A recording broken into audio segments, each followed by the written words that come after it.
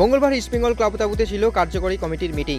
সেখানেই আলোচনা হয় বিভিন্ন বিষয় নিয়ে। প্রথমত ইস্টবেঙ্গল ক্লাবের সমস্ত ক্রীড়া বিভাগের উন্নতিকরণ, পরিকাঠামোতে নতুনত্ব, পাশাপাশি যুবদের প্রাধান্য দেওয়া নিয়ে আলোচনা তো হয়ই। পাশাপাশি গুরুত্বপূর্ণ যে বিষয়টি নিয়ে আলোচনা হয় সেটি সিনিয়র দলের পারফরমেন্স ও বিভিন্ন সময়ে রেফারির নেওয়া অনৈতিক সিদ্ধান্ত নিয়ে। ইস্টবেঙ্গল ক্লাবের পক্ষ থেকে এদিন একটি প্রেস বিবৃতিতে জানানো হয়, রেফারির নিয়ে অনৈতিক সিদ্ধান্তগুলি নিয়ে গত 4-5 বছর ধরে সকলেই এই বিষয়ে অবগত রয়েছেন, কিন্তু কোনো প্রতিকার হচ্ছে না। আমরা আশা করি যদি ওই 90 মিনিট খেলার যিনি পরিচালক তার অনৈতিক সিদ্ধান্ত থেকে রক্ষিত থাকি, তাহলে আমাদের টিম আগামী দিনে অনেক সাফল্য পাবে। আমাদের সভ্য সমর্থক প্রাক্তন খেলোয়াড়রা আমাদের মেল করে ও টেলিফোনের মাধ্যমে তাদের ক্ষোভ ব্যক্ত করেছেন যে এর একটা প্রতিকার হওয়া উচিত। আমরা ভারতীয় ফুটবল ফেডারেশনের সভাপতির কাছে সময় চেয়েছি, তার কাছে গিয়ে আমাদের বক্তব্য পেশ করব।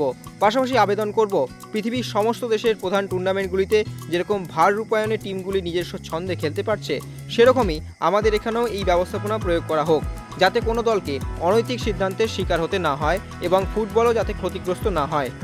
এছাড়াও এমন রেফারিংয়ের কথা মাথায় রেখে আগামী দিনে আমাদের খেলোয়াড়দেরও সেরকমভাবেই প্রস্তুত থাকতে বলবো, যাতে ন্যায্য 2টি গোল বাতিল হলেও 3টি গোল করার জন্য প্রস্তুত থাকে আমাদের দল।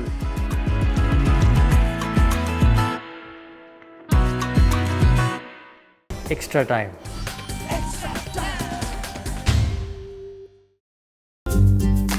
লেটেস্ট নিউজ আর এক্সক্লুসিভ ভিডিওর সঙ্গে আপডেট থাকতে এখনই সাবস্ক্রাইব করুন আমাদের ইউটিউব চ্যানেল। বেল আইকনে ক্লিক করতে ভুলবেন না যেন।